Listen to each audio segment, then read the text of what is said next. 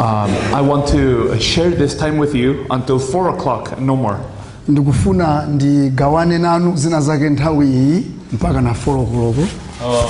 자원 얘기부터 먼저 할게요. First, let me talk about the resources. choyamba tikambe za ndalamazo zofunikirazo.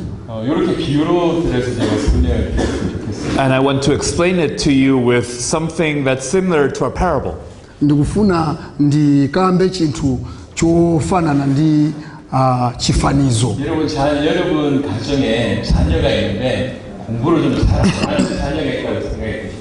Let's say you have children in your family and one of your children is not a very good student.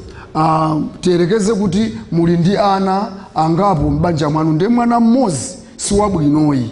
그 자녀에게 이제 공부를 시키기 위해서 네가 이번에 점수를 잘 받으면 내가 큰 선물을 주겠다라고 약속을 한다 칩시다. And to help this child of yours to study, you tell him, if you get a good grade, then I will get you a gift.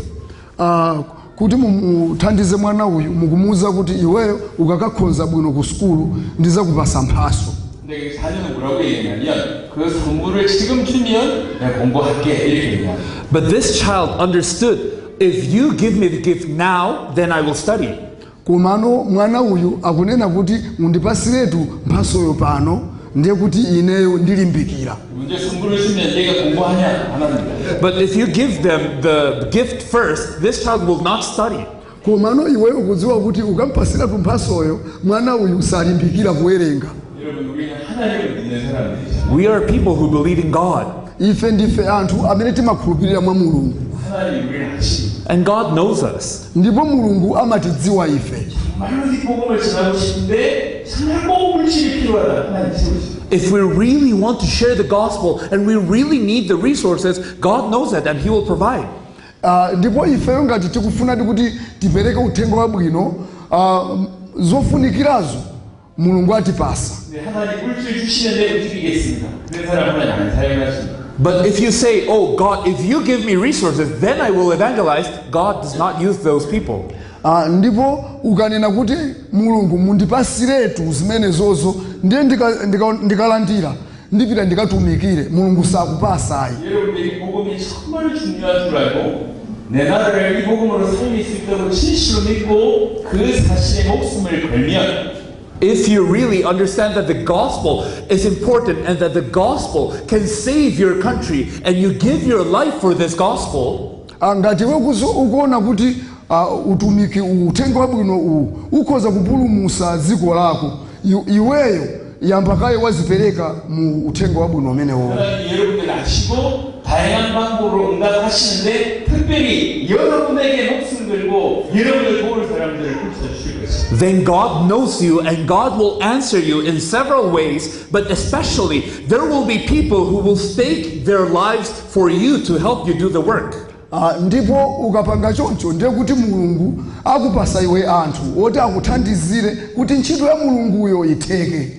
자원의 얘기는 거기까지 하겠습니다. So this is what we can say about the resources. Izizi ndi zimene tinganene zokhuzana ndi zofunikirazo pa ntchito imeneyoyo. 저희가 여기 왔으면 여러분들이 지금 왜 모여 있는지에 대한 얘기를 좀 해보겠습니다. So let me talk about why we are here and why we have gathered. Sokono pano tifuna ndilongosole chifukwa chani ifeyo tayitanizana pano, chifukwa chani ife tili pano. 여러분 목회에 좀 도움이 되거나 아니면 여러분 단체를 세우기 위해서 온 게 아닙니다. We have not come here so that you are helped in your pastoral ministry or so that your organization gets bigger. Sikuti inota kusonkhanisani pano kuti bungwe lanu likule iyayi. 지금 마지막 빼고 주님이 오시는 그 걸음을 준비하자고 모인 겁니다. 우리 세대에 세계복음화 완성하자. 그 때문에 모인 겁니다. We are at the last days and we are here because we need to prepare for the Lord's coming. We want to evangelize the world in our generation. Tili masiku osiriza Yesu Kristo abwera ansanga ndiye tabwera pano kuti tithandizane kuupereka uthenga wabwino kuti ukafikire wina aliyense Yesu Kristo asanabwere. 이론이나 신학을 들고 온 게 아니라 정말로 하나님이 우리 살아있을 때 세계복음 하시겠구나라고 하는 증거를 들고 이 자리에 일어나서 서 있는 거죠. So we have not come with an idea or with theology, but we have evidence that God really wants to evangelize the world now. sikuti ifeyo tangobwera ndi kaganizo kena kake yayi koma ifeyo tili ndi chikhulupiriro kuti mulungu afuna timalizise ntchito ife abwera posachedwa ndithu. 하나님이 짧은 시간에 전 세계 모든 대륙에 100여 개국의 중요한 제자들과 사역이 일어나는 것을 눈으로 목도하게 됐습니다. God has allowed us in a short time to see how people from around 100 countries rise up and do the work of the Lord. mulungu wationesera anthu mwa nthawi yochepa kuti maiko 100 azuka anthu panopa kutithandiza kupereka uthenga wabwino uwu dziko lonse. 여러분 어떻게 하면 세계복음 말할 수 있습니까? How can we evangelize the world? ifeyo tingapereke bwanji uthenga uwu waponseponse. 가장 중요한 것은 내용입니다. The most important thing is the content that we have. chinthu chofunikira kwambiri ndi maphunziro amene ifeyo tili nawo. 오늘 이 자리에 여러분들이 그 내용을 들으시고 And you have heard today that content. ndipo mwamva zimenezozo lero. 사도들이 전했고 초대교회가 전했고 성경의 기록의 목적인 그 내용을 오늘 여러분들이 듣고 받으신 거죠. You have heard and received the content that the apostles preached, that the early church preached, and that content is the purpose of the Bible. inuyo mwamva mmene mpingo woyambirira uja unaperekera uthenga dziko lonse lapansi ndipo zimenezo muzitenge mukazipitilize. 누구든 예수님을 하나님의 아들 그리스도로 정확하게 알고 믿으면 그 인생은 변화될 수밖에 없습니다. Anyone who knows and believes Jesus as Christ, as Son of God, their life is changed. wina aliyense amene akhulupirira kuti yesu ndiye khristu umoyo wake usintha. 그 사실을 알기 때문에 지난 2000년간 계속 이 복음을 알지 못하도록 그토록 사단은 강력하게 역사했던 것이고요. And Satan knows this, and that is why during 2,000 years he has worked very hard so that people do not know this gospel. ndipo izizi satana akuziziwa ndifake zaka 200 za mbuyozi iyeyo wasokoneza anthu kuti uthenga wabwino usafikire iyayi. 항상 하나님을 단역하는 우리 죄승도 이 복음을 기뻐하지 않았기 때문에 이 복음이 가치 있게 여기지 않았던 것입니다. And our sinfulness rejects the gospel inside of us, and that is why we constantly walk away from the gospel. machimo amene amapezeka mwa ife ndi amene amatipangisa kuti ifeyo tisagwire bwino utumiki kapena tisaufalise utumiki uwu. 정말 감사하게 그럼에도 불구하고 이 복음의 생명으로 반응하는 소수의 남은 자들을 전 세계에 숨겨두셨다고 하는 것을 알게 되었습니다. But we are thankful because even then, God has allowed us to see that there are remnants in the world, maybe not everyone, but a few remnants in the world who receive this gospel with joy. ngakhale zili choncho koma mulungu atithandiza kuti tione anthu opulumutsidwa ena amene alipo mdziko muno. 이 복음이 그들에게 전달되어서 그들이 일어나기 시작을 한다고 하면 그들 통해서 빠른 속도로 세계복음화 되겠구나라고 하는 것을 깨닫게 되었습니다. And we realize that if you share the gospel with this people that God has chosen, they will rise up, and doing this work together, we can evangelize the world quickly. ndipo ife tikuziwa kuti mogwiritsa ntchito anthu awawa tithandizana kuti tipereke ulaliki ndi uthenga wabwino uziko lonse lapansi. 그래서 세계복음화는 올바른 복음의 내용을 가지고 이 복음을 진실로 받을 소수의 남은 자, 즉 제자가 찾아진다고 하면 세계복음화는 급속도로 진행될 것입니다. How can you do world evangelization? First, you must have the gospel, and you must relay it to these people, these remnants, disciples prepared by God. And if you do that, then the world can be evangelized quickly. ifeyo kuti tipereke bwino uthenga wabwino uwu tikuyena kuti tigwirane bwino manja ndi anthu opulumutsidwa kuti uthenga wabwino upite ku dziko lonse lapansi. 지난 며칠 동안에 여러분의 말씀을 듣는 것을 봤습니다. During the last few days, I saw how you received the word of God. masiku aposachedwa ndinaona mmene inuyo mumalandilira mawu a mulungu. 그냥 하는 말이 아니라 정말로 하나님께서 준비하신 분들이구나라고 깨달아서 감사했습니다. And I was thankful. I'm not just saying this, but I believe that you are people that God really has prepared. ndipo ineyo ndine othokoza kwambiri komanso nditsimikize kuti inuyo ndaona kuti ndi anthu amene mulungu akufuna kuti mukwanirise ntchito yake iyiyi.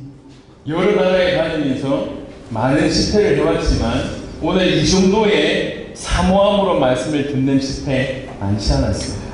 In many parts of the world, we have done conferences, but it is not easy to see a conference where people receive the word with such desire as this conference. madera ambiri takhala tikupanga misonkhano yayikuluikulu iyi. madera ambiri takhala tikupanga misonkhano yayikuluikulu iyi, koma sizimakhala amene zakhalira kuno kuoneka kuti mwalandira mawu a mulungu awa ndi mphamvu kwambiri. 정말 이것이 복음이구나라고 하는 깨달음이 각각에게 일어나는 것을 제가 들었고 또 봤습니다. I have heard and I have seen how each one of you can really react and say, oh, this is the gospel. ndipo ndaonetsetsa mmene wina aliyense wa inu waulandilira uthenga wabwino kuti ndi uwu.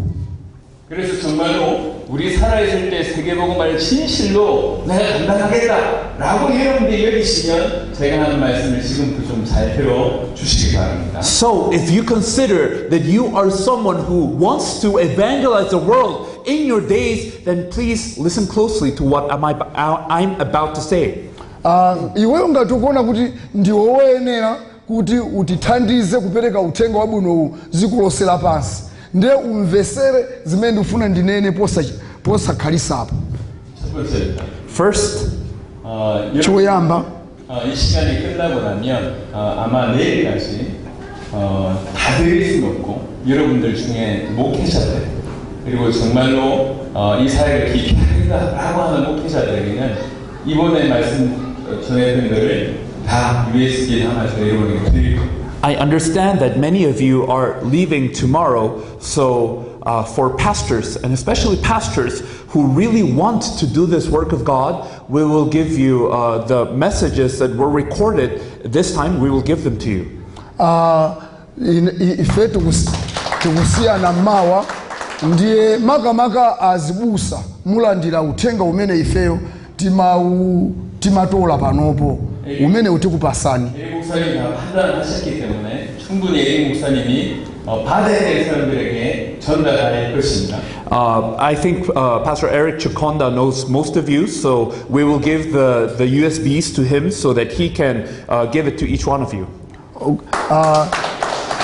tikuziwa Bishop Eric Chikonda amakuziwa ninonse ndiye tiyapasa yo ma USB kuti agayire wina alisamina woyenerera kuti alandire. 첫번째는 여러분 자신이 계속 복음을 계속 듣고 여러분이 복음을 소화하시기를 바랍니다. So firstly, I truly hope that you constantly listen to the gospel and that you make the gospel your gospel. choyambirira ine ndi chikhulupiriro kuti mwaulandira uthenga uja bwino ndipo mwaupanga uthenga wabwino kuti ukhale wanu mu mtima mwanu. 매일 말씀드리는데 복음을 우리가 다 전부 다 소화할 수 있냐 그러지 않습니다. I clearly tell you that it is impossible for us to understand all the gospel.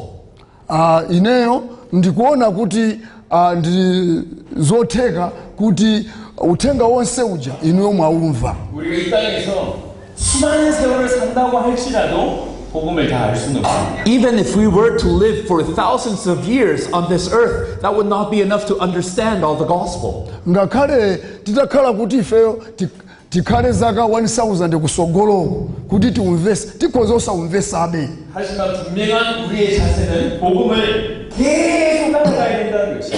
However, we must desire to know the gospel more and more every day. chofunikira nchoti ifeyo tikhale ndi chifuniro choti tiuziwisise tsiku ndi tsiku tiziudziwa kudziwa kwathu kuzonjezeka kwambiri. 저는 30년째 이 복음을 전하고 있습니다.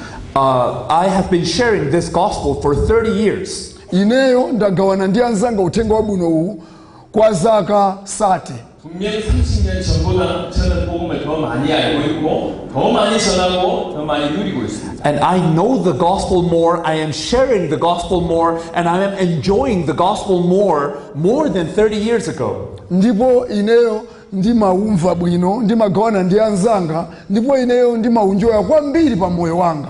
하지만 30년 전보다 저는 더 지금 복음을 갈급합니다. But now I thirst for the gospel more than 30 years ago. koma poyambapo sindinkauziwa koma apa ndikuudziwa kwambiri. 그거 모르겠다고 하는 생각이 듭니다. And I think I don't know the gospel. koma ndimapanga ngati sindikuuziwa uthenga wabwinowo. 제가 이렇게 한번 표현해 보겠습니다. So I would like to express it in this way. ndipo ndinene mu njira iyi. 말라위도 큰 산이 있을 겁니다. So in Malawi, you have big mountains. Malawi muno muli ndi mapiri akuluakulu. 여기서 봤을 때 그냥 까맣게 보일 것이에요. And if you look at these mountains from here, you will see those mountains. mutaona mapiri ngati amene ali kunowa mukhoza kuwaona bwinobwino. 그 산을 향해서 천년전도 타나간다고 한번 생각해 보십시오. And you keep on walking toward that mountain. pamene iweyo ukupita moyandikira phiri limene lolo. 멀리서 볼 때는 그냥 높구나 이 정도로 생각했어요. When you look at the mountain from afar, you might feel, yeah, it's tall. ukaliona phiri uli kutali umaona ngati ndilalitali kwambiri. 하지만 가까이 갈수록 이 산이 너무나 크고 너무나 웅장하다는 걸 알게 됩니다. But the closer you go, you'll realize how really big that mountain is, how great that mountain is. koma ukafika pafupi umaona kuti phiri jamwina ndilalikulu kwambiri kapena ndilalikulu mochepa. 우리가 그리스도에게 계속 가까이 가면 갈수록 As we walk closer to the Christ, pamene ifeyo tikuyenda kuyandikira kwa khristu. 이 그리스도가 너무 크다는 걸 알기 때문에 오히려 내가 상대적으로 작아지는 느낌입니다. we realize how great the Christ is, so comparatively we feel very small. tikuona mmene khristu wakulira ndipo ife timazichepesa. 제가 존경하는 사도 바울의 신앙을 볼 때에 일평생 그리스도를 알고 싶다고 고백했던 그 빌립보 3장의 내용을 제가 보게 됩니다. So when I see Apostle Paul, he's someone who I respect very much, and he, in all his life, he wanted to know Christ more and more in Philippians chapter 3.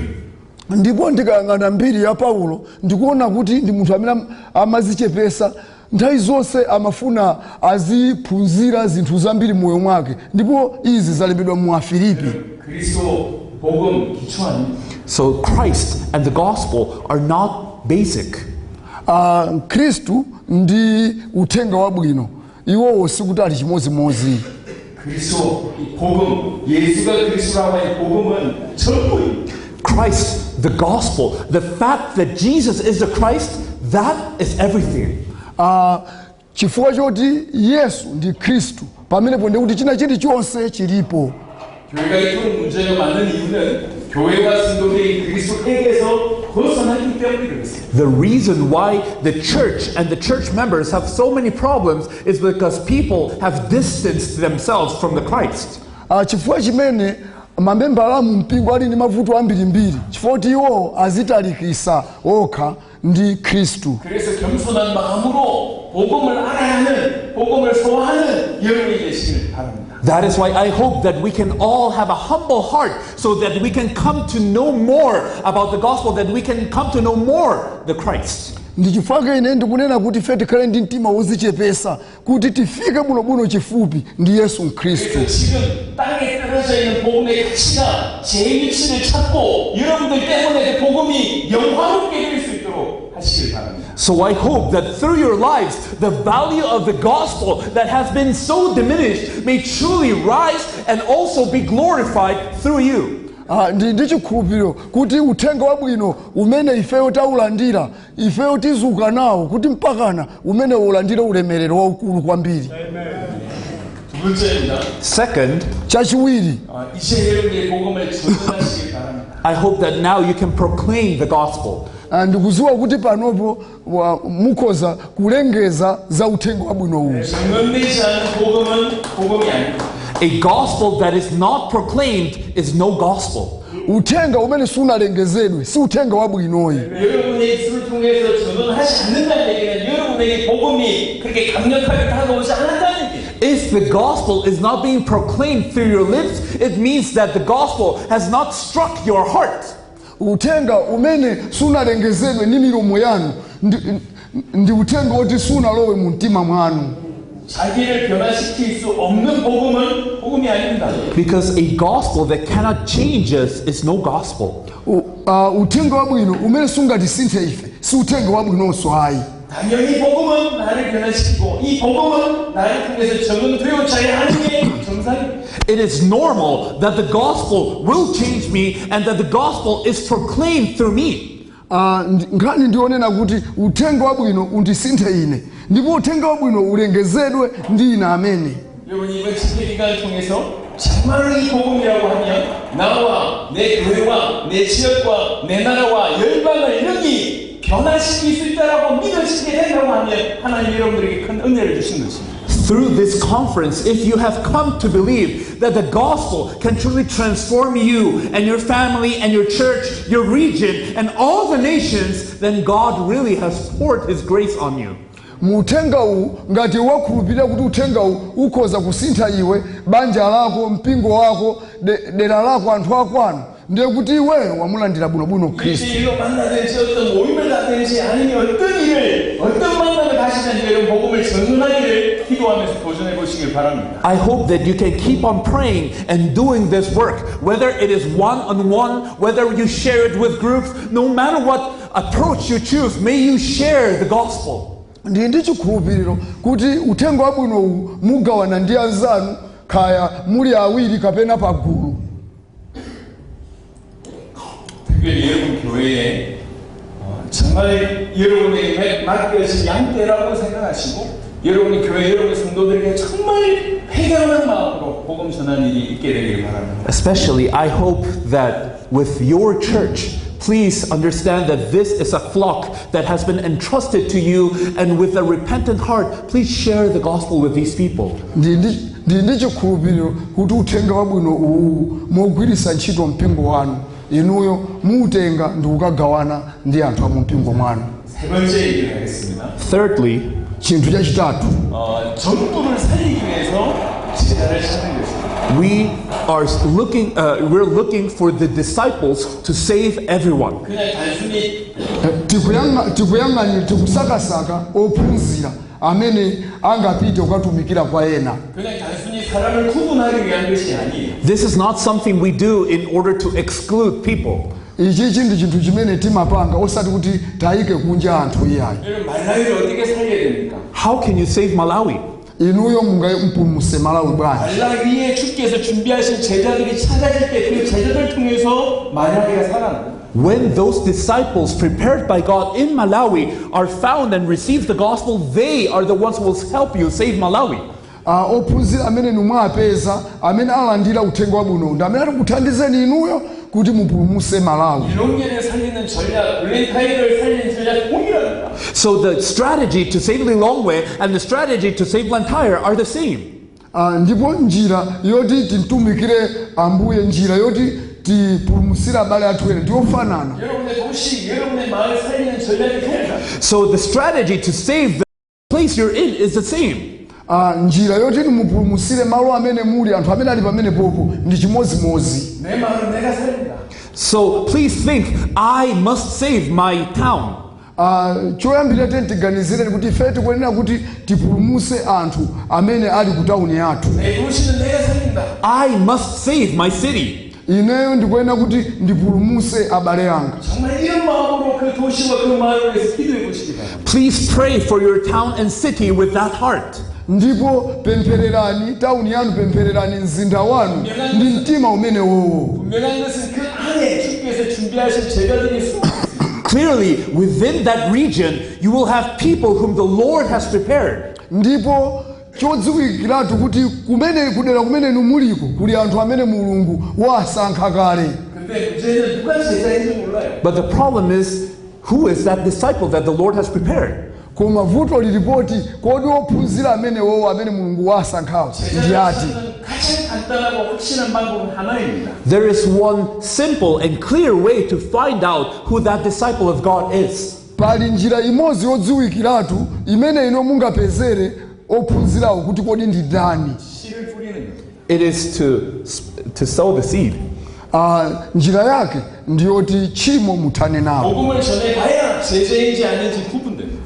In other words, you must share the gospel to see if this person is a disciple of God or not. Munjira ina inuyo mumuphunzitse za uthenga wabwino kuti muone kuti ngati munthu uyu ali wosankhidwa ophunzira kapena iyayi. 여러분이 선명한 복음을 전하기 시작하면 다양한 반응들이 나올 겁니다. When you start sharing the gospel clearly, you will see different reactions. Inuyo mukapereka uthenga wabwino uja bwinobwino muona zabwino zimene zizichitika pamenepo. 중에 제자는 온몸으로 반응합니다.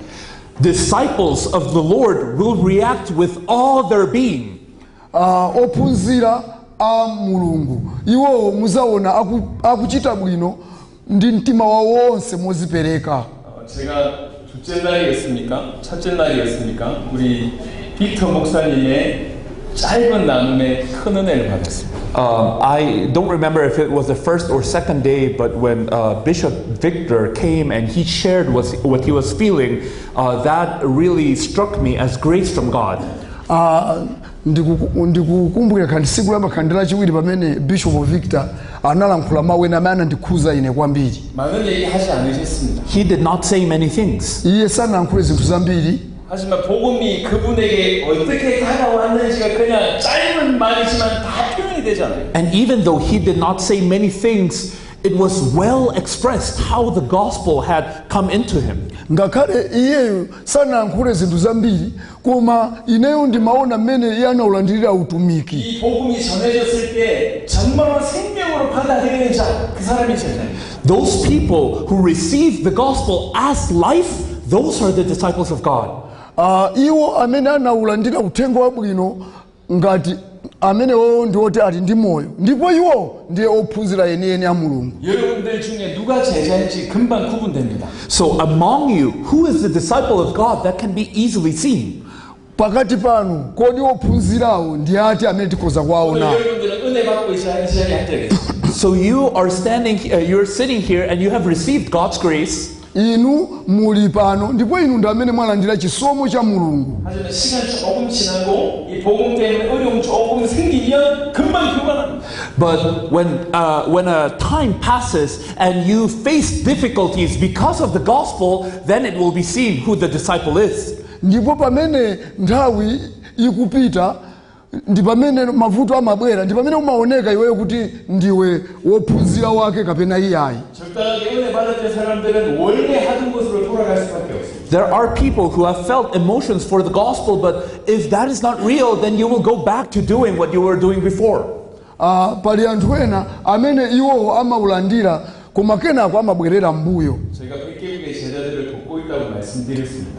We have told you how we are helping people from over 100 countries. Ifeyo tikuthandiza anthu maiko oposera 100. 많은 내용의 많은 사람들을 만났습니다. So we have met with people from many continents, from many places. Ndipo taonana ndi anthu ochokera ku maiko osiyanasiyana dziko lonse lapansi. 처음의 모습, 중간의 모습, 그리고 그들의 끝의 모습까지 너무나 많이 봐왔습니다. So we have seen many people when they begin, in the middle, and how they end. Taona mmene anthu amayambira ndi mmene amamalizira. 여러분, 정말로 복음은 생명으로 받은 자가 끝까지 지고 갈 수 있어요. Those people who receive the gospel as life are the people who are able to continue until the very end. Iwo amene amalandira moyo ujeni uthenga moyo mwawo ndi anthu amene amamalizisa ntchito yonse ya uthenga wabwino. 여러분의 지혜를 진실로 살리려고 하면 That is why if you truly wish to save your region, apapa ngati iwe ukufuna kuthandiza dera lako, 될 수 있으면 많은 사람들에게 씨를 뿌리세요. 복음을 전해보세요. please share the gospel with as many people as you can. Sow the seed. Iweyo zala mbewu gawana uthenga wabwinowu ndi abale ako mmene iweyo ungathere. 그럼 여러분들이 금방 알게 되면 정말로 제자들이 여러분이 그냥 한눈에 알게 되는 제자들이 찾아지게 될 거죠. Then you will be able to distinguish who the disciple of God is.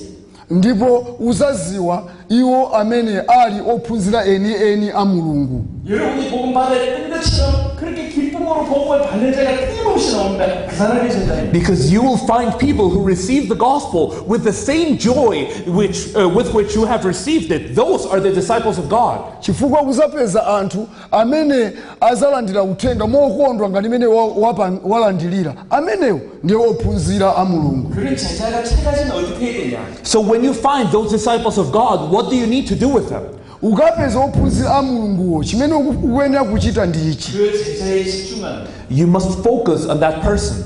iweyo munthu amene ujayo umulimbikire. 그 제자가 마음껏 살아갈 수 있도록 할 수 있는 한 계속 제자들을 돕는 것입니다. And please help these disciples so that they can do the work of the Lord as well. ndipo athandize ophunzira awa kuti iwo akhoza kugwira nawo ntchito ya mulungu bwinobwino. 무엇보다도 복음으로 깊이 돕고 사역을 할 수 있도록 도우시는 분. More than anything, help them deeply with the gospel and allow them to continue doing the ministry work. athandize anthu aja ndi uthenga wabwino ndipo walole kuti azipitiliza kugwira ntchito ya mulungu imeneyo. 여러분의 지역과 여러분의 나라와 전 세계를 살리고자 하는 분들은 이 짧은 메시지가 굉장히 도움이 되실 거라고 생각합니다. So for people who truly want to save their regions, their countries, and the whole world, I believe this message will be of great help to you. ndipo anthu kuti afikiridwe dziko lonse madera onse izi zikuthandizirani kuti uthenga uwu wabwino uyende bwino. 이제 10분 남았습니다. 10분 동안 마지막 네 번째 것을 말씀을 드리도록. So we have 10 minutes left, so I would like to tell you the last and fourth thing.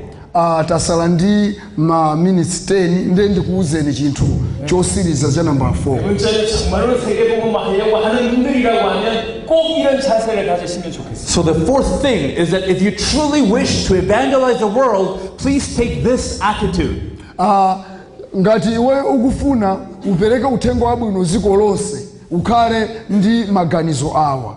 대가 없이 도우세요. Please help each other without expecting anything in return. tiyeni thandizanani wina ndi zache popanda kuyembekezera chinthu china chake choti mupasane. 돈 받으면서 메시지하는 그런 수준의 짓을 하지 마시기 바랍니다. Please do not work at the level where you preach for money. inuyo musalalike uthenga mcholinga yoti mupeze ndalama. 메시지를 팔지 마세요. Do not sell out the message of God. chonde uthenga wabwino musawugulise. 이 메시지는 몇 푼의 돈과 바꿀 수 있는 그런 수준이 아닙니다. This message of God is not something you can exchange for a few bills. uthenga wa mulungu ndi waulere siwoperekesa ndalama. 제발 낮은 수준에 머무르지 마세요. So please do not stay at that level. chonde musakhale pa mmene popo iyayi. 대가 없이 도우세요. Please help other people without expecting anything in return. chonde athandizeni anthu ena popanda kuyembekezera china chilichonse. 아까 누군가 여쭤보셨는데 헌신해야 되냐라고 질문하셨는데 저는 100% 헌신하라고 대답드리고 싶습니다. Someone asked me before, should I give everything for this work? And I can tell you, yes, 100%. Please give everything you have. wina anandifunsa kodi ndipereke zinthu zanga nanena kuti 100% pereka zonse iwe uzipereke ndithu. 이 부분에 간증할 내용들이 많지만 시간이 없습니다. 대가 없이 여러분들이 도우시면 하나님이 하십니다. And I have so many testimonies to give about this, but I have no time. So I can tell you, if you help other people without expecting anything in return, God knows that. ndili ndi umboni wambiri woti ndikhoza kukupasani koma nthawi yandithera. koma ngati inu mupereka uthenga wabwino popanda kulandira china chilichonse mulungu akuthandizirani. 그리고 개인의 성을 쌓지 마세요. And please do not build your own kingdom.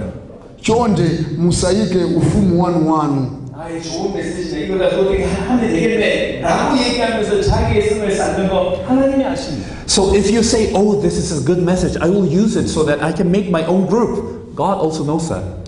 mukanena kuti ndigwirisa ntchito uthengawu kuti ndipange gulu langa mulakwisa chifukwa zimene zonso mulungu akuziwa. 어느 정도 성을 쌓을 수 있을지 모르겠지만 하나님이 쓰시지는 않으실 겁니다. You may make a small group, but I can tell you that God will not use that.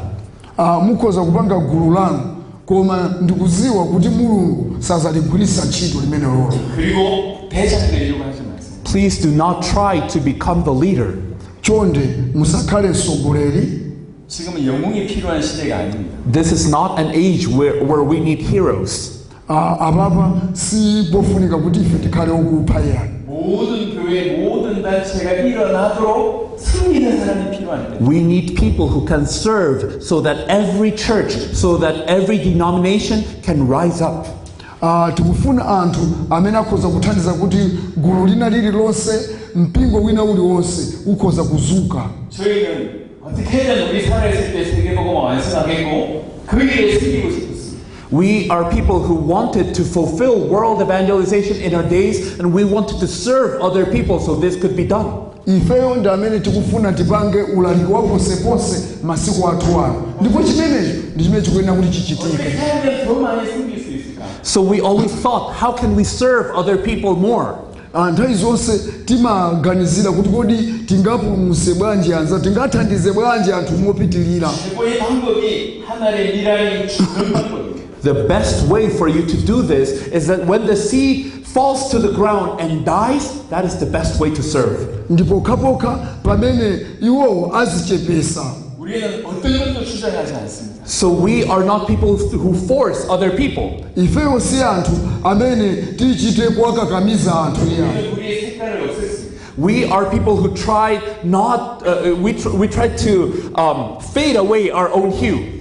ifeyo ndi anthu amene tikuyenera kuthandiza muno bwino anthu mowakonda. 우리의 교단, 우리의 신학, 우리의 배경 다 없앴습니다. 중요하지 않습니다. That is why we do not speak about our denomination, our thoughts, our theology. That's not what's important right now. ndi chifukwa chake sitikukamba za nzeru za maphunziro za zimene tikuzidziwisisa ayi. 복음이 전해지는 것이 중요하지 여러분이 드러나는 것이 중요하지 않습니다. The most important thing is for the gospel to be proclaimed, not for us to have any sort of relevance. ifeyo chofunikira kuti uthenga upite tikhale ndi mavumbuluso abwino. 우리는 교단이 없고 조직이 없고 단체를 만들지 않았습니다. So we have not spoken about denominations. We are not here to make an organization or a group. sitikukamba za mitundu komanso sitili pano kuti tipange bungwe ayi. 우리는 어떤 단체가 아닙니다. We're not an organization. ifeyo sife abungwe. 뭐 회사를 세우고 대표를 세우고 이러지 않습니다. This is not about raising up leaders and saying you're the president. ifeyo sitinabwere kuno kuzasankha atsogoleri nkumanena kuti inu ndinu apurezidenti ayi.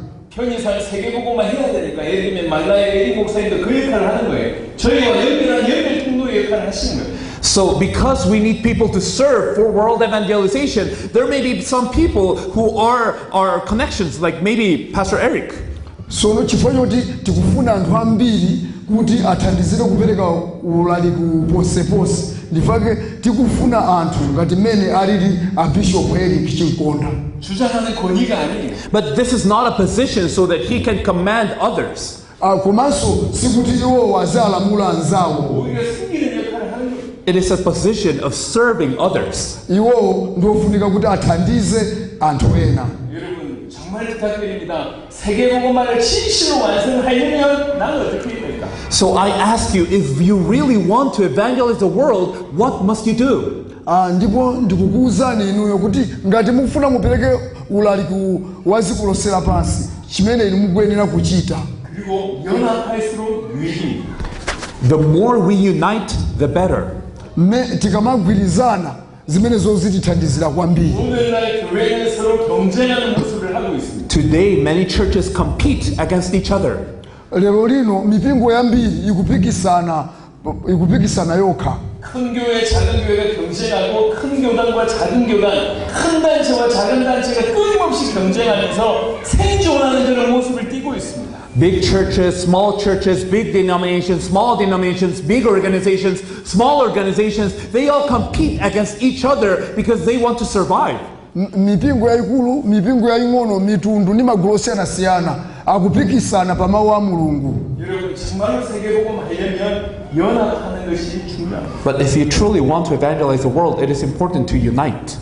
koma ngati mukufuna mulalikire dziko lonse lapansi zofunikira kwambiri zoti inu mugwirizane. 서로 도와야지 성장할 수 있습니다. Because we can only grow when we help each other.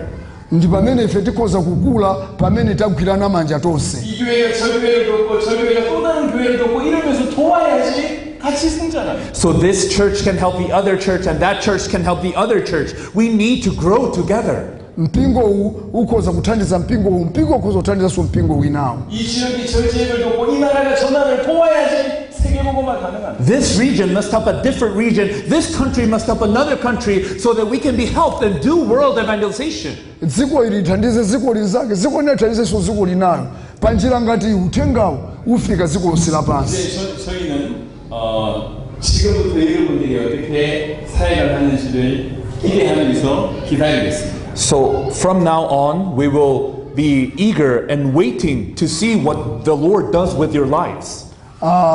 kuchokera pano ifeyo tikhala tikuyembekezera kuti tione kuti kodi mawu awa apanga chani ku moyo wanu. 정말 이 복음으로 말라기와 아프리카를 살리겠다고 진실로 여러분들이 뛰기 시작하면 이미 여러분 주위에 여러분을 통해서 놀라운 일들을 하나님이 행하실 것입니다. If you have truly believed the gospel and you start running so that your region can be saved, God has prepared things in your region that will be amazing. ngati uli wokonzeka ndipo ngati wavomereza kuwalandira mawu awa, Mulungu wakonza kale zinthu zabwino kudera kumene iweyo uzikagwirako ntchito yolalika uthenga wabwino. And we will wait for such people to rise up. ndipo tikufuna anthu ngati amenewo azuke pakati pathu. 그리고 그러한 사람들이 일어나면 더 세계복음화가 앞당겨질 수 있도록 그분과 함께 더 큰 곳을 향해서 달려갈 것입니다. And when such people rise up so that world evangelization can be fulfilled faster, we will run with these people to other places. ndipo ngati anthu amene angapezeke ndiye kuti anthu amenewo tiyatuma ifeyo kuti apite ku malo ena ndi ena. 여러분들이 정말로 사역을 열심히 하는 중에 정말로 세계복음화 때문에 뭔가 어떤 연결이 필요하다, 얼마든지 에릭 목사님이나 에코파이 목사님이나 저희에게 연락하시면 괜찮습니다. So if for world evangelization, as you're doing the work, you think, oh, we need help in this, then you can ask Bishop Eric, you can ask Bishop Ekopai, or you can ask us, because we want to help in this. ngati muli ndi mapulani oti ndifuna ndipange ichi uthenga uyende motere, mapulani ngati ameneyo auze na Bishop Eric kapena Bishop Okupai atifotokozera ifeyo.